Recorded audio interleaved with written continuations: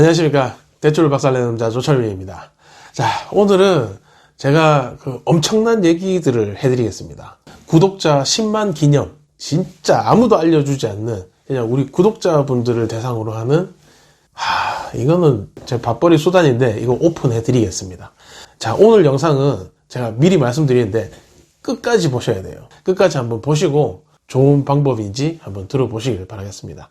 자, 우선은 이 인터넷상에 어디에서도 공개가 되지 않았을 건데 그럴 수밖에 없는 게 이런 노하우 자체가 이 대출 상담 이런 일을 하는 사람들의 밥벌이 수단이기 때문에 이 인터넷상에서는 절대 공개가 되지 않죠. 그렇지만 제가 오늘 공개를 해드릴게요.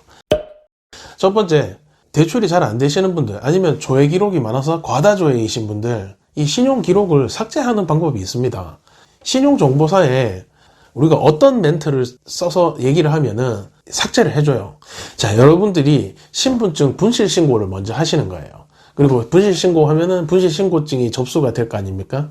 그거를 가지고 조회 신용 관리하는 사이트에다가 얘기를 하는 거예요.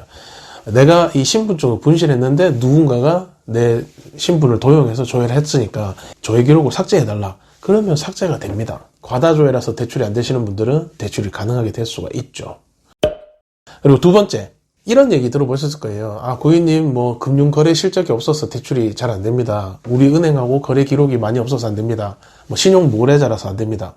그렇죠. 신용거래가 없으시면은 신용거래를 만들면 대출이 되잖아요. 내가 부족한 부분을 보완을 해주면 되는 건데, 그러면 이 신용거래를 어떻게 만들 거냐. 자, 일단 신용무거래자에서 풀리는 가장 좋은 방법은 신용카드를 만들고 1년이 지나는 시점인데 1년을 기다리기는 시간이 너무 오래 걸리죠. 그러면은 이 신용 실적을 쌓을 수 있는 가장 빠른 방법은 뭐냐? 여러분 입출금 통장에 큰 금액이 들어갔다 나왔다 입출금 내는 기록이 단기간이 많이 쌓이면은 그 해당 은행의 실적이 쌓입니다. 그러니 여러분이 저한테 통장을 맡기시면은 제가 그 통장에다가 제 돈으로 급여다, 어떤 거래처 입금이다 이렇게 해서 실적을 쌓아서 다시 통장을 돌려드리면은 그 통장 기록에 금융거래 실적을 가지고 대출을 받을 수 있다는 거.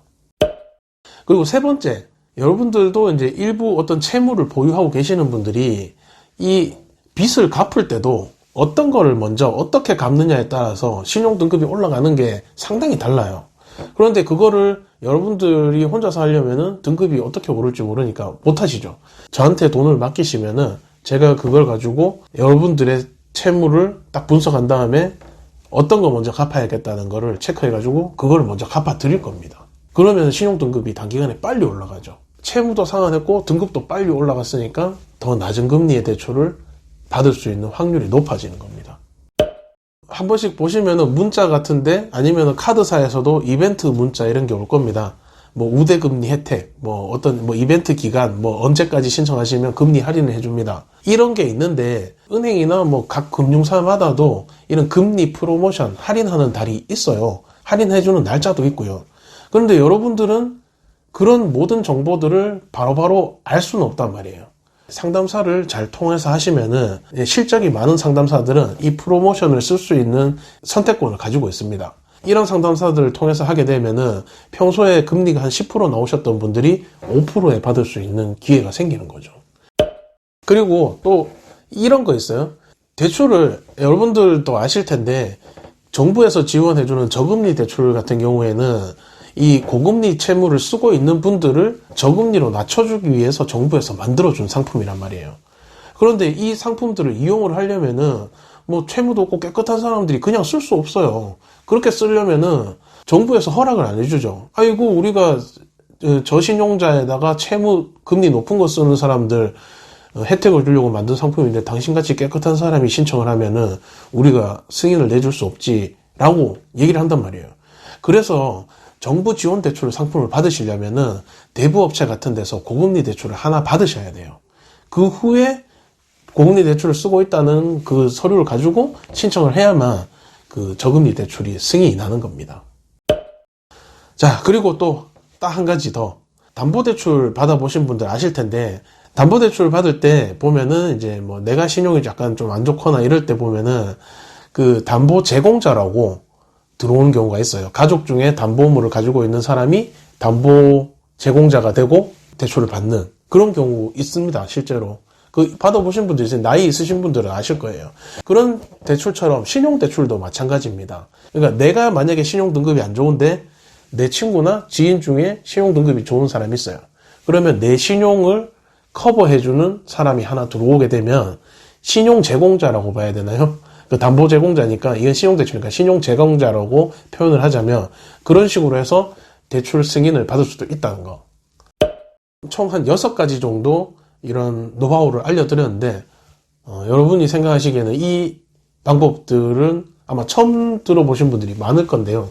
어떻습니까? 이 들어보시니까 이런 방법이 있을 수도 있겠구나, 가능할 수도 있겠구나라는 생각이 드시지 않습니까? 어떻습니까? 여러분이 듣기에는 그럴싸한 내용 같나요? 진짜 죄송하지만, 정말 죄송하지만 오늘 제가 알려드린 이 6가지의 이 사례 내용들은 다 거짓말입니다. 다 뻥이에요. 없어요. 말도 안 되는 얘기들입니다. 그리고 이 6가지의 내용들이 이 대출 사기를 치는 보이스피싱이나 일부 비양심 중개업자들, 대출 사기를 치는 그런 쓰레기들이 주로 써먹는 대출 멘트입니다. 이 외에도 무궁무진한 내용들이 많지만 대표적인 6가지를 제가 오늘 알려드린 거예요. 이거는 뭐 정말 말빨 좋은 사람이 이거 옆에서 계속 얘기하면 속을 수밖에 없습니다. 이 대출에 대해서 아시는 분들은 이 내용을 들으면 미친 소리 하고 있네, 저 새끼 무슨 소리 하냐, 이런 말씀을 하시겠지만 대출에 대해서 전혀 모르시는 일반인들이 이런 내용을 누군가에게 듣고 막 확실하게 막 됩니다, 이런 방법이 있어요 라고 얘기를 하면 세뇌당할 수밖에 없고 혹할 수밖에 없습니다. 그렇기 때문에 항상 조심하시고요.